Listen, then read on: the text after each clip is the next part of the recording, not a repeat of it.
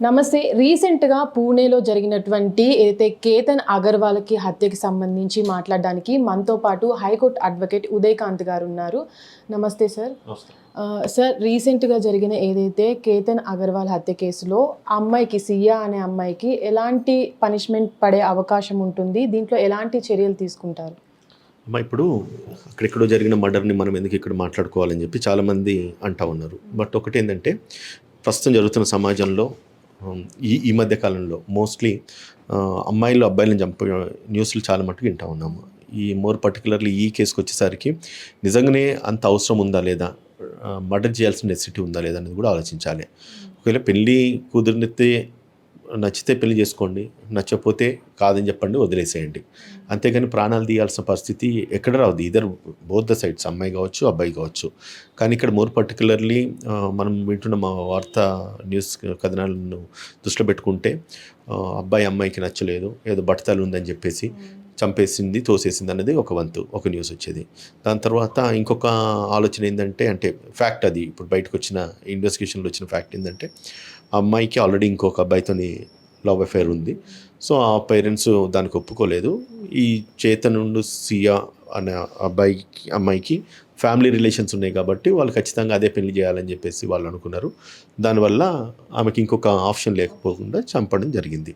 So as an అడ్వకేట్గా ఇది నిజంగానే మర్డరా లేదంటే కనుక యాక్సిడెంటల్ డెత్తా అనేది కూడా ఒకటి ఇంపార్టెంట్.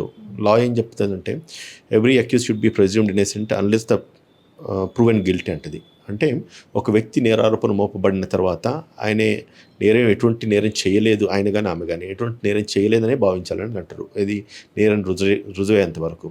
సో ఈ కేసులో మనకు ప్రీమెచ్యూర్డ్ కామెంట్స్ అయినప్పుడు కూడా, స్టేజ్ అయినప్పుడు కూడా మనము అంటే సోషల్ కాజ్ మీద పబ్లిక్ అవేర్నెస్ ఇంపార్టెంట్. ఇటువంటి జరిగితే కనుక శిక్షలు కఠినంగా ఉంటుంది అనే విషయాన్ని పబ్లిక్ గ్రహించాల్సిన అవసరం ఉన్నది. అది బోత్ ద సైడ్స్, అమ్మాయి కానీ అబ్బాయి కానీ. సో ఈ కేసులో తప్పించుకోవడానికి ఎటువంటి స్కోప్ అయితే ఉండకపోవచ్చు అని చెప్పి నాకు వ్యక్తిగత అభిప్రాయం. ఎందుకంటే సియా అనే అమ్మాయికున్నో చేతన్ అనే అబ్బాయి ఎవరైతే ఫస్ట్ లవ్ చేస్తుందో ఆ అబ్బాయి అక్కడ కనబడడము ఒకటమ్మ. ఇప్పుడు చట్టంలో కొన్ని ఎసెన్స్ ఆఫ్ ఇంగ్రీడియంట్స్ ఉంటాయి. ఎట్లా అంటే మర్డర్ జరిగిందా, అఫెన్స్ జరిగిందా లేదా, నిజంగా మర్డర్కు కొన్ని ఇంగ్రీడియంట్స్ ఉంటుంది. Attempt, commission, intention, preparation, motive అని కొన్ని ఉంటాయి. వన్స్ అమ్మాయి తోసేసింది, అది కమిట్మెంటు. ప్రిపరేషను, అమ్మాయి ఇద్దరు కలిసేసి ప్రిపేర్ అయినరు, ఆయన అక్కడ తీసుకెళ్ళాలి, ఆయనకు తోసేయాలని చెప్పి. మళ్ళీ దాని తర్వాత ఇంటెన్షన్ ఉంది, చంపాలని ఇంటెన్షన్ ఉంది. ఎందుకంటే ఆయన చంపితే తప్ప వీళ్ళిద్దరు కలిసి బతకలేరు. సో ఇటువంటి అన్నీ కూడా కొలాబరేట్ చేస్తారు. కొలాబరేట్ చేసిన తర్వాత పోలీస్ ఇన్వెస్టిగేషన్లో అమ్మాయికి శిక్ష విధించాల్సిన విధంగా ఇన్వెస్టిగేషన్ కోణాలు ప్రాసిక్యూషన్ లీడ్ చేస్తుంది. ఈ మోర్ పర్టికులర్లీ ఈయన కేసు కూడా ఒక స్పెషల్ ప్రాసిక్యూటర్ని ఎంగేజ్ చేసే విధంగా వాళ్ళ పేరెంట్స్ రిక్వెస్ట్ చేయడం జరిగింది. రిక్వెస్ట్ చేసిన తర్వాత ఒక స్పెషల్ పబ్లిక్ ప్రాసిక్యూటర్ని ఎంగేజ్ చేసిండ్రు. సో వాదోపవాదాలు నాకు తెలిసి ఖచ్చితంగా స్ట్రాంగ్గానే ఉంటాయని చెప్పి నేను భావిస్తూ ఉన్నాను. అండ్ ఈ అమ్మాయికి శిక్ష పడడానికి, అమ్మాయికే కాదు అమ్మాయితో పాటు చేతన్ అనే బాయ్ ఫ్రెండ్ ఎవరైతే ఉన్నారో వాళ్ళు కూడా శిక్ష పడతారు. అంటే ఒకరినొకరు ఇప్పుడు తప్పించుకునే ప్రాసెస్ ఉన్నారు. అంతసేపు ఏమో ప్రేమించుకున్నారు, 1000 మెసేజ్లు ఉన్నాయి, 100 గంటలు ఫోన్ కాల్స్ ఉన్నాయి. సో ఇక్కడికి వచ్చిన తర్వాత ఎప్పుడైతే మర్డర్ జరిగిందో, దొరికిపోయిన తర్వాత ఏమైంది, ప్రేమ కాస్త మొత్తము కొలాప్స్ అయిపోయింది కదా. ఇప్పుడు అంత రిచ్ ఫ్యామిలీస్ అయి ఉండి కూడా అంత పెద్దగా ఏజ్కి వచ్చిన కొడుకుని కోల్పోవడం ఆ పేరెంట్స్కి ఎంతో బాధాకరంగా ఉంటుంది. దాని తర్వాత ఈ అమ్మాయి పేరెంట్స్ విషయానికి వస్తే ఒక మంచి పెళ్లి చేసి ఒక ఇంటికి ఇద్దామన్న ఆలోచన ఈ పేరెంట్స్కి ఉంటుంది. ఆమె ఈరోజు జైలు పాలైంది. కొద్ది రోజులు పోతే ఇద్దరికి శిక్ష పడుతుంది. సార్, అంటే ఈ మధ్య కాలంలో విపరీతంగా ఇలాంటివి జరుగుతున్నాయి. అబ్బాయిల్ని అమ్మాయిలు చంపేస్తున్నారు. అది కూడా ఎంగేజ్మెంట్ అయ్యి ప్రీ వెడ్డింగ్ షూట్స్ అయిపోయి వాళ్ళందరూ హ్యాపీగా ఉన్న తర్వాత కూడా ఇలాంటి నిర్ణయం తీసుకుంటున్నారు. అంటే చంపే అంతే ధైర్యం ఉంటుంది కానీ వీళ్ళకి తల్లిదండ్రులకి మాకు ఈ పెళ్ళి ఇష్టం లేదు అని చెప్పే ధైర్యం ఎందుకు లేకుండా పోతుంది అనుకోవచ్చు. మీరే చెప్పాలి అమ్మాయిగా. ఎందుకు ఇష్టం లేకపోవచ్చు అంటమ్మా, ఒకటి పేరెంట్స్కి అండ్ చిల్డ్రన్స్కు ఫస్ట్ ఇన్స్టాన్స్లో ఒక కార్డియల్ రిలేషన్ ఇంపార్టెంట్. వాళ్ళకి ఒకరినొకరు అర్థం చేసుకొని చెప్పే అంత చనువు పేరెంట్స్ పిల్లలకి ఇవ్వాలి. అండ్ పిల్లలు కూడా ఆ చనువు తీసుకోవాలి. అట్లా ఉంటే కనుక నాకు ఈ పెళ్ళి ఇష్టం లేదు, నేను ఇంకొక వ్యక్తిని ప్రేమిస్తున్నాను అని అమ్మాయి ఎప్పుడైతే చెప్తుందో పేరెంట్స్ కూడా ఒప్పేసుకోవాలి. ఎందుకంటే భవిష్యత్తు వాళ్ళది. రేపు తప్పైన వాళ్ళు అనుభవిస్తారు, వాళ్ళే లీడ్ చేస్తారు లైఫ్. కానీ రేపు ఏమైతుంది, ఒకవేళ పేరెంట్స్కి ఇష్టం లేకుండా పెళ్లి చేసిన తర్వాత మీరు చేసిన పెళ్లి వల్లనే ఇట్లా అయిపోయిందని చెప్పి పిల్లలు చేస్తూ ఉంటారు. అంటే they will definitely blame the parents. ఒకవేళ పేరెంట్స్ చెప్పిన తర్వాత చెప్పకుండానే ప్రేమించి ఇంకొక అబ్బాయిని పెళ్లి చేసుకున్న తర్వాత ఆమెకు వాళ్ళిద్దరి మధ్య డిఫరెన్స్ వస్తే పేరెంట్స్ ఏమంటారు, నేను చెప్తే వినలేదు కాబట్టి నీ బతికి ఇట్లా అయిపోయిందని చెప్పి వీళ్ళు తిడతారు. సో నేనేమంటానంటే ఏదున్నా అంటే లైఫ్ మ్యారేజ్ అన్నది అది ఎవర్ లాస్టింగ్ ఉంటుంది అండ్ చచ్చిపోయేంత వరకు ఉండే బలమైన రిలేషన్ కాబట్టి దీంట్లో ఎటువంటి మనస్పర్ధాలు లేకుండానే ఈ యొక్క రిలేషన్స్ను కంటిన్యూ చేయాల్సిన అవసరం ఉంటుందమ్మా. అంటే పాయింట్ ఆఫ్ అండర్స్టాండింగ్లో కన్విన్స్ చేసేసి ఒకవేళ డెసిషన్స్ తీసుకుంటే ఇటువంటి ప్రాణాలు తీసుకునే పరిస్థితికి తావుదీయదు కదా సార్. అంటే ఇలాంటి కేసులు తరచూ జరుగుతూ వినబడుతూ ఉంటాయి. రీసెంట్గా కూడా అంటే మేఘాలయ ఏదైతే ఒక ఇన్సిడెంట్ ఇలాంటిది సేమ్ జరిగింది. వాళ్ళు పెళ్ళై హనీమూన్కి వెళ్ళిన తర్వాత కూడా భార్య ప్రియుడితోటి చంపేయడం జరిగింది.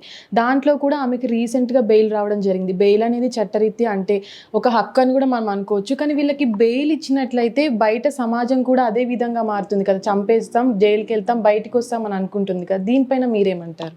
Bail is rule, jail is exemption అంట. అంటే bail is a rule, jail is an exemption. అంటే బెయిల్ ఖచ్చితంగా వస్తుంది, జైలు ఉండడం ఎగ్జంప్షన్ దానికి మ్యాండేట్ కాదు.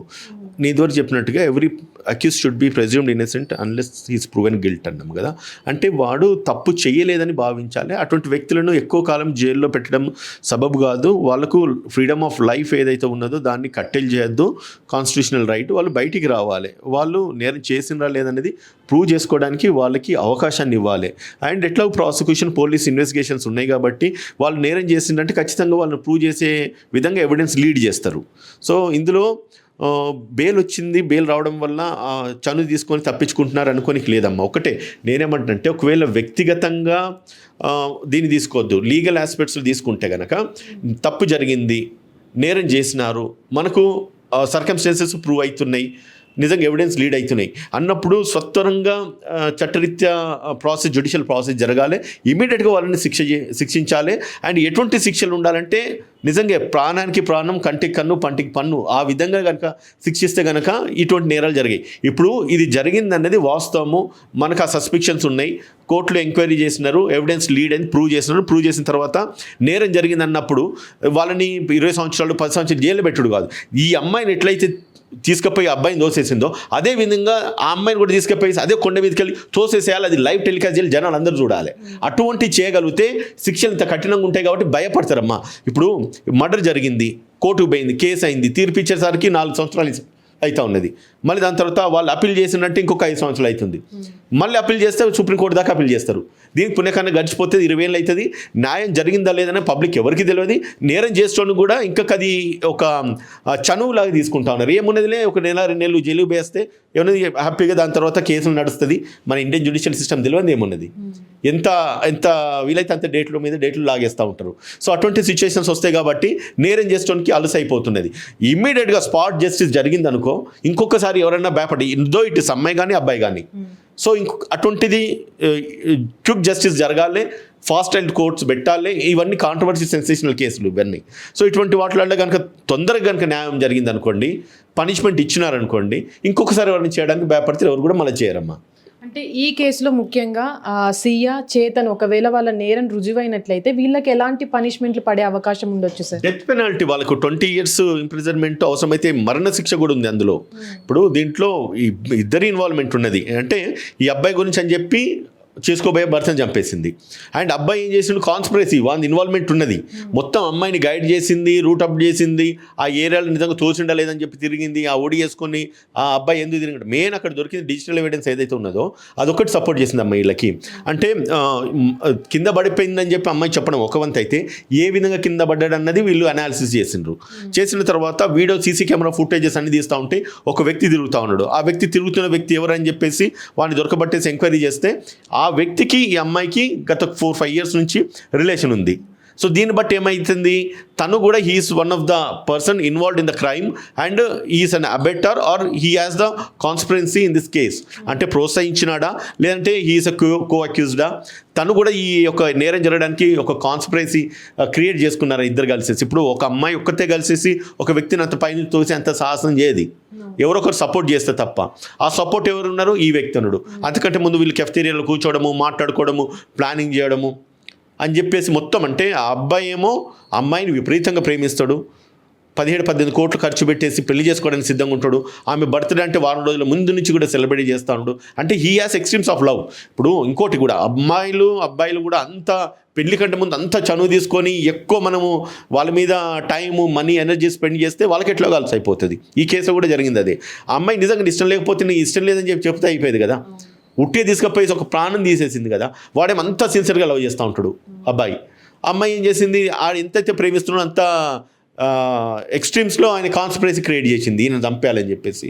సో దీన్నంతా కూడా అంటే ఎవ్రీథింగ్ అమ్మ, నేను ఎప్పుడు ఐసే వన్ థింగ్, వాళ్ళు నేరం జరుగుతుందంటే మనము ఏదో ఒక చోట వీక్ అవుతున్నాము, ఎదుటికి అవకాశం ఇస్తున్నామని చెప్పి. అటువంటి అవకాశం మనం తీసుకోకుండా, మనం ఇవ్వకుండా ఉంటే కనుక అటువంటి నేరాలు జరిగాయి కదా. జరిగిన తర్వాత ఏం చేయాలని చెప్పేసి వరి అయ్యేదానికంటే జరగముందు ఏం చేయాలనేది ఆలోచించుకుంటే బెటర్ నా ప్రేమ. హిట్ టీవీ యాప్, ఇందులో short news, live news, entertainment shows, movies, digital magazines తో పాటు మీ జిల్లా వార్తలను కూడా ఫ్రీగా చూడొచ్చు.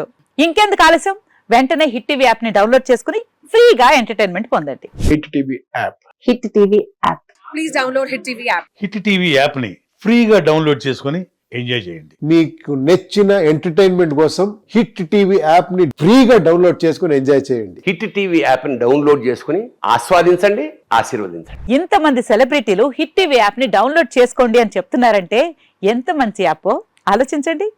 అమెరికా అమెరికా అమెరికా అమెరికాలో చదవాలనుకునే వాళ్ళకి విశ్వసనీయమైన పేరు మన శౌర్య కన్సల్టెన్సీ. UK లో 1 year masters. UK లో 1 year masters. 2 years work permit up to 5 years visa. Contact Saurya Consultancy. Contact 89851 89851.